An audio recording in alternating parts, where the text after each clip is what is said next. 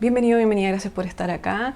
Hoy día vamos a estar hablando el impacto del primer desmayo en personas con disautonomía.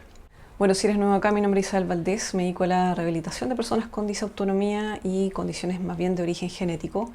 Y hoy día vamos a ver la parte 1 de cómo podría afectar a una persona con disautonomía el primer desmayo. Cabe destacar que no todas las personas con disautonomía se desmayan.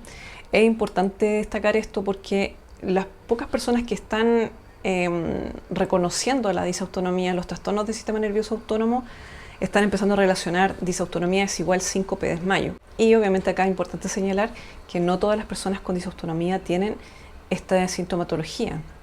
Hay otras que tienen presíncope, predesmayo, o hay otras que definitivamente no tienen esta sintomatología. Entonces eso primero partir aclarando eso.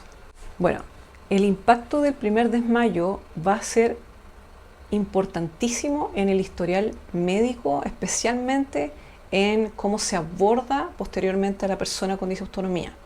Y hoy día te voy a mostrar uno de los casos de pacientes que me toca ver en cómo esto le ha afectado después en procesos de terapia.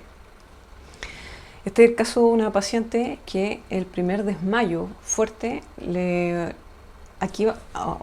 otro disclaimer. Bueno, en estos videos solamente me voy a referir a lo que es la persona o las personas, por si en términos de lenguaje me vas a escuchar hablar de en todo momento. Así que ese otro disclaimer. Bueno, este es el caso de una persona con disautonomía que tuvo su primer desmayo en etapa adulta, que en etapa adulta esto afecta muchísimo más que cuando esto ocurre en la adolescencia, aunque depende también de cada caso. Este es el caso de una persona con disautonomía que tuvo el primer desmayo o síncope en etapa adulta, y el contexto fue el siguiente. En el mall, la persona calor, verano, mucho rato parada en el mall, muchas personas.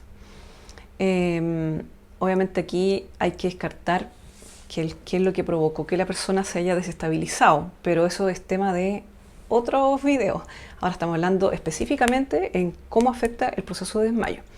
Entonces, en este contexto, la persona estaba con parte de su familia en el mall, etapa adulta, y lo que pasó es que esta persona se descompensó y tuvo un desmayo en el mall.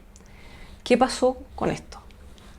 La persona tuvo una pérdida de conciencia que no recuerda muy bien cuánto tiempo fue. Lo que sí recuerda es que el caos que se provocó en torno suyo al momento de despertar. Relatos después que recopiló de la familia, teníamos a la mamá, al papá, con un proceso ansioso, escandalizados porque no sabían qué estaba pasando, no sabían qué hacer. Hubo un montón de personas que se estaban aglomerando porque teníamos una persona que estaba inconsciente en el suelo. Mucho además del contexto mall, mucha luz, brillo, olores de distintos tipos, o fragancias si queréis llamarlo, y la persona se va a suelo. Entonces, ¿qué pasó ahí? Bueno, ¿qué pasó después? La persona con disautonomía empezó a ya volver, vio a toda la escena intentando entender lo que estaba pasando, porque despertó en el suelo, ve a sus familiares escandalizados, más un montón de gente alrededor sin saber qué hacer. La respuesta de los familiares también fue alteradísima, o sea, gritando, todo fue muy fuerte. ¿Qué pasó con esto? Después la persona ya se estabilizó un poco, pero después llamaron a la ambulancia y la vinieron a estabilizar. Y lo típico que se dice, no, usted tiene estrés, váyase para la casa. Y de ahí inició el proceso de búsqueda de diagnóstico en disautonomía o trastorno del sistema nervioso autónomo. ¿Qué pasó con esto? Que después de la persona, además que estaba buscando el por qué, la respuesta de las familiares fue ansioso y controlador, porque estaban las personas muy pendientes de lo que pudiese pasar para que no se descompensara la persona. Ahí, en este caso, la persona tuvo unas seguidillas de descompensación y predesmayo y desmayo, se empeoró todo el cuadro. Después que pasó eso, ya empezó después con un proceso de rehabilitación. donde yo tomé a esa persona, tenían desmayos muy seguidos. El tema es que, claro, teníamos a una familia con un estrés postraumático, porque esto no necesariamente se considera como estrés postraumático, pero lo que había ocurrido es que efectivamente ocurrió un estrés postraumático en la persona con disautonomía y en los familiares. ¿Por qué? Porque ya el revivir la escena generaba síntomas en la persona con dis. También el solo pensar en ir al mall y quizás replicar nuevamente todo esto que vivió, que se sintió bajo el relato de la persona muy fuerte y sus familiares, también provocaba síntomas por este estrés postraumático no tratado.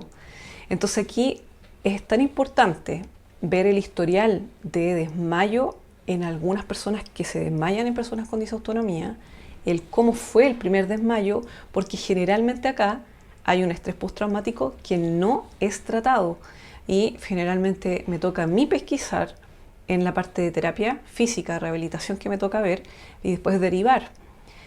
Y también calmar a los familiares que también quedaron con un estrés postraumático y una respuesta por todo lo que ocasionó el hecho de que el familiar, el ser querido, haya perdido el conocimiento y se haya desplomado. Imagínate un poquito, bueno, quizás generación más antigua, pero Matrix, no sé si vieron Matrix. Se desconectaban en el mundo como que ¡pum!, caía el cuerpo. Imagínate tú ver a un ser querido que llega y lo desconectaran, se cae, de un día en un momento para otro. Claramente ahí la respuesta, adivina quién va a estar actuando ahí. El sistema nervioso autónomo también va a estar actuando en la respuesta de los familiares, porque estamos hablando que es un sistema de sobrevivencia. Y claramente acá vamos a tener a uno de los familiares con un síncope, un desmayo, en una circunstancia donde nadie sabía qué estaba pasando, donde generalmente la persona estaba, entre comillas, normal.